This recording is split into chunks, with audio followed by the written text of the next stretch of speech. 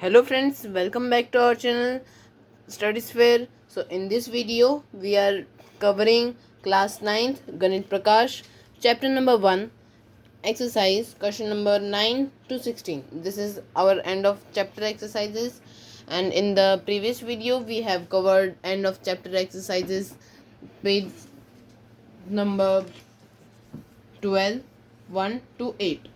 So in this video we will be covering page 12, 13, 14, which include 9 to 16 questions. So let us start with this video. And firstly, the ninth question. The following table shows the coordinates of points S, M and T. In each case, state whether M is the midpoint of segment ST. Justify your answer. So basically हमें ये question बोल रहा है कि हमें 3 points दिए गए हैं एस, एम और टी, जो यहाँ पर हैं, और उनके कोऑर्डिनेट्स दिए गए हैं अलग अलग सिचुएशंस के. अब हमें ये बताना है कि वो जो मिड पॉइंट हैं एस टी के, एम जो है एस टी का मिड पॉइंट है, हाँ या ना, और उसका रीज़न. तो इधर हम मिड पॉइंट थियरम के हिसाब से इसका आंसर निकाल लेंगे. If M is the mid point of S T, S M is equal to M T. मतलब हम अगर m जो है एस टी का मिड पॉइंट है तो एस एम और एम टी दोनों इक्वल होने चाहिए, क्योंकि m तो मिड पॉइंट है और दोनों को इक्वली डिवाइड कर रहे हैं इस लाइन सेगमेंट को. फिर उसके बाद हम इसका आंसर निकालेंगे, और हमारा सबसे पहला हम निकालेंगे एस एम की वैल्यू. डिस्टेंस फार्मूला के द्वारा हम उसकी वैल्यू 3 यूनिट्स और एम टी का डिस्टेंस फार्मूला के द्वारा 3 यूनिट्स. सो हम ये स्टेट कर सकते हैं कि m जो है एस टी का मिड पॉइंट है. ओके, सो इसी तरीके से हम इस क्वेश्चन का भी निकाल लेंगे, जहाँ पे s की वैल्यू 2,3 है, m 3,4, t 4,5. तो हमें क्या निकालना है कि m मिड पॉइंट है कि नहीं. अगर मिड पॉइंट है तो एस एम और एम टी दोनों की वैल्यू सेम होनी चाहिए. फिर उसके बाद डिस्टेंस फॉर्मूला के द्वारा हम दोनों की वैल्यू निकाल लेंगे, और दोनों की वैल्यू √2 आ रही है, तो इस वजह से m जो है एस टी का मिड पॉइंट हम कंसिडर कर सकते हैं. फिर उसके बाद थर्ड क्वेश्चन. तो थर्ड क्वेश्चन किया है हमने मिड पॉइंट थियरम के द्वारा. तो मिड पॉइंट थियरम क्या कहता है कि जो हमारे x1 plus x2 divided by 2, y1 plus y2 by 2. Okay, तो हम उसी को यूज़ करते हुए यहाँ पे हमारा आंसर आता है 0,-5. तो इससे हमें क्या पता चलता है कि m जो है एस टी का मिड पॉइंट नहीं है. इसी तरीके से हम फोर्थ का भी निकालेंगे, और वहाँ पे भी हमें मिड पॉइंट जो है एस टी का m नहीं है, ऐसा हमें आंसर मिलता है. फिर उसके बाद हम नेक्स्ट इसका पार्ट देखेंगे कि when m is the mid point of S T, can you find any connection between M S and T coordinates. Yes, we can see a connection between them, that is S M is equal to M T, जो हमने first 2 question में use किया. फिर उसके बाद 10th question है, use the correction you found to find coordinates of B given that M -7,1 is the midpoint of A 3, -4 and B xy. Given M and A coordinates, M is the midpoint of A and B, so we can see that P here P x, y is the midpoint theorem's writing. Okay, x here is -7,1, this is the midpoint, and this is the first and this is the last point. We will solve it and get the answer to be -17,6. so the B coordinates are -17,6. now let me explain you. So here what we have done, x1, which is we have to firstly do the value of x1. So x1 will be taken from the first point, which is A. x1 is 3 plus x by 2, and y1 will also be taken from there, so -4 plus y by 2. Okay, here because we got this divide 2 and we made it go other side of the equal sign, so this came to be -14,2. this got multiplied by 2. Okay, then what we have done is we have solved this and we have got the answer 17,6. So let us move on to the 11th question, which says let PQ be points of trisection of AB with P closer to A and Q closer to B. Using your knowledge of how to find the coordinates of the midpoint of a segment, how would you find coordinates of midpoint of a segment? How would you find P and Q? Do this for the case when A 4,7 and B 16, -2. So this is the line segment that we have got. Difference in x coordinates of A and B is 12 units. Line segment is divided into 3 equal parts, 4 units. So x coordinate of point P is equal to 8 units, point Q is equal to 12 units. So difference in y coordinates of A and B 9/3 units, 3 units. Okay, y coordinate of a point P will be 7 minus 3 4 unit, Q 4 minus 3 1 unit. Okay, very simple answer. So the coordinates of P and Q will be like this. Okay, here we have found the y coordinates of both and here we have found the x coordinates of both. Let us move on to the next question, which is 12th question, and it tells us about given the points A 1, -8, B -4, 7 and C -7, -4, show that they lie on a circle K whose center is origin O. What is the radius of circle K? So through the distance formula we can say that the radius we have to find actually, and for the radius we can find O to A distance and O to A, B and C, these are equal. Okay, we will find that and through the distance formula we get the answer to be under root 65. So OA is equal to OB equal to OC equal to under root 65 units. So points A and C, here is the 65 units, and point A, B and C lie on a circle K of radius under root 65 units.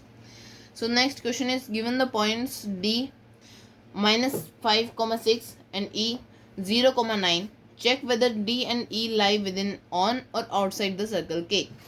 Using distance formula, that is this, we get the answer.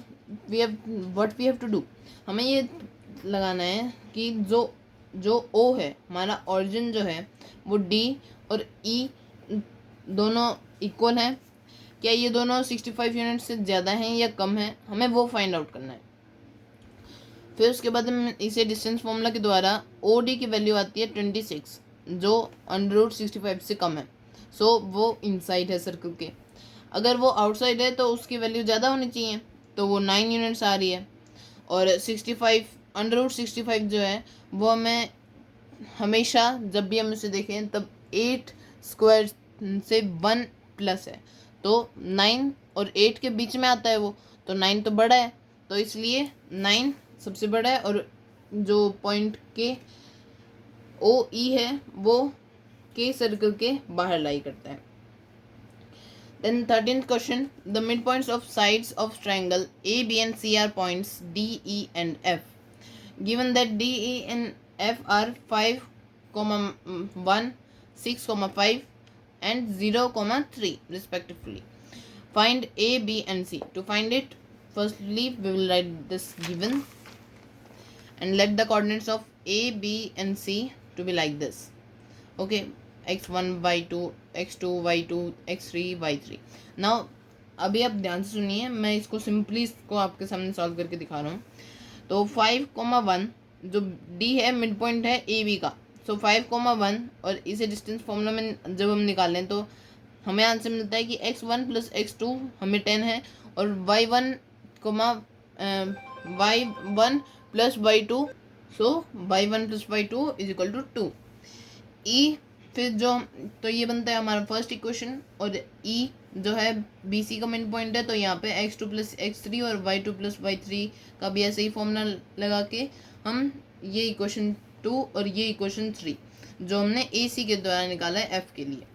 Okay, so add करेंगे हम इन equations को और जो हमें answer मिलेगा वो होगा x1 plus x2 plus x2 plus x3 plus x1 plus x2 is equal to 10 plus 12 plus 0।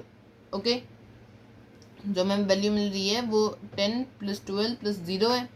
सबसे पहले तो हम x वालों को जोड़ रहे हैं ना, तो 10 12 और 0 इन दोनों को ऐड कर दिया तो आंसर 22। अब यहाँ पे 2x1 plus x2 plus x3 है, तो इसे हम जब सॉल्व करें तब x1 plus x2 plus x3 हमें आंसर मिलता है 11 और ये बनता है हमारा इक्वेशन नंबर 4। फिर उसके बाद y वालों को भी प्लस करेंगे, जब इनको भी हम प्लस करेंगे तब भी हमें ऐसा ही आंसर मिलेगा जो होगा 9। यहाँ पे भी 2y1 y2 y3 का सम है, तो इसलिए 18 को डिवाइड करेंगे हम 2 से और हमारा आंसर मिल जाएगा y1 plus y2 plus y3 is equal to 9 which is equation number 5। फिर उसके बाद हम जो फर्स्ट इक्वेशन है उसे 4 और 5 से माइनस करेंगे, जिसकी वजह से x1 plus x2 plus x3 is equal to x1 plus x2, तो हमें x3 की वैल्यू मिल जाएगी, मतलब 11 minus 10 is equal to 1, so x3 की वैल्यू हो जाएगी 1। फिर उसके बाद हम y को भी ऐसे निकाल लेंगे और हमारा आंसर मिल जाएगा 7। फिर हम पुट करेंगे इन्हें इक्वेशन 2 में, हमारा आंसर x2 11 और y2 3। x2 की वैल्यू जो है वो 1 में पुट करेंगे और y2 की भी वैल्यू 1 में पुट करेंगे, तो x1 और y1 दोनों की वैल्यू -1 आती है। तो इससे हमने a b और c को निकाल लिया है। थोड़ा सा कॉम्प्लिकेटेड था फ्रेंड्स, पर अगर आप ध्यान से करेंगे तो उसमें कोई भी प्रॉब्लम नहीं होगी। फिर नेक्स्ट जो क्वेश्चन है वो ये है कि a city has 2 main roads which cross each other at the city center. These roads are all along the north, south and east west direction. All other streets of city run parallel to these roads and are 200 meter apart. There are 10 streets in each direction. तो इसके लिए सबसे पहले हमने graph बनाया। First question यही था कि using 1 centimetre equal to 200 centimetre, मतलब हमें स्केल दे दी गई है। Draw a model of the city, represent the roads streets by single lines. सबसे पहले हम लिखेंगे स्केल, फिर नॉर्थ डायरेक्शन, फिर मेन रोड और ये इनडायरेक्टली एक्स और वाई एक्सिस को बोला गया है। फिर उसके बाद हमने ये ग्राफ बना दिया। ओके, फिर नेक्स्ट क्वेश्चन क्या आता है कि there are straight intersections in the model, each is formed by 2 streets, one running in north south and one in east west direction. Each intersection is referred to in the following way. If the second street is in north-south direction and fifth street in EW direction meet at some crossing, then we call this street intersection 2, 5. Using this convention, find how many streets connections can be referred to as 4, 3. So 4, 3 हम इधर minus में हमें नहीं दिया गया है, 4, 3, तो हमें 4 पॉइंट्स मिल जाएंगे, एक तो ऊपर ये और एक इधर और 2 इधर। फिर हमें 3, 4 भी 4 पॉइंट्स मिल जाएंगे। तो बेसिकली बहुत इजी सिंपल सा क्वेश्चन था, बस हमें थोड़ा सा हमारे ब्रेन का यूज़ करना है। ओके, नेक्स्ट क्वेश्चन क्या आता है, a computer graphics program displays images on a rectangular screen whose coordinate system has the origin at the bottom left corner, मतलब यहाँ पे उसका ऑरिजिन है। ओके, फिर उसके बाद हमें बोला जा रहा है कि जो स्क्रीन है, स्क्रीन 800 पिक्सल वाइड और 600 पिक्सल हाई है। तो circular icon of radius 80p is drawn with centre A 100, 150. Another circle icon of radius 100p is drawn with its center at B 250, 230. Determine whether any part of the circle lies outside the circle, whether two circles intersect each other. तो हमें ये निकालना है, तो हम सबसे पहले तो विजुअलाइज करेंगे और विजुअलाइज करते हुए हमें पता चलता है कि बोथ इंटरसेक्ट ईच अदर, पर वो स्क्रीन के बाहर लाइन नहीं करते हैं। और ये हमारी स्क्रीन है, ये जो ब्लू से मैंने शेड किया है। तो इसी के साथ ये सिंपल सा क्वेश्चन खत्म होता है। और फिर लास्ट जो हमारा क्वेश्चन आता है वो होता है, plot the points A, B, C and D in the coordinate system. Is ABCD a square? Can you explain why? What is the area? Here the quadrilateral ABCD can be seen as square if its all sides are equal, meaning AB is equal to BC equal to CD equal to AD. Also A C is equal to B T, मतलब जो diagonals हैं वो equal होनी चाहिए और हमारे sides equal होनी चाहिए। तो डिस्टेंस फॉर्मूला के द्वारा हम सबसे पहले तो साइड्स निकालेंगे, सारी √10 आई हैं। फिर उसके बाद डायगनल्स की लेंथ निकालेंगे √20। तो हम ये कहते हैं कि ए बी सी डी एक स्क्वायर है, हाँ। और एरिया जो है A B C D square का वो होगा √10 का स्क्वायर, मतलब दोनों √ और स्क्वायर दोनों कट जाएंगे और 10 स्क्वायर यूनिट्स हमारा आंसर आ जाएगा। तो इसी के साथ हमने इस सिंपल से एक्सरसाइज को सॉल्व कर लिया friends. In just 15 minutes we got to the answer. So along with this I want to end my video. If you like my video, please like, share, subscribe the channel, and if you have any doubt, let me know through the comments. Thank you for watching this. Thank you.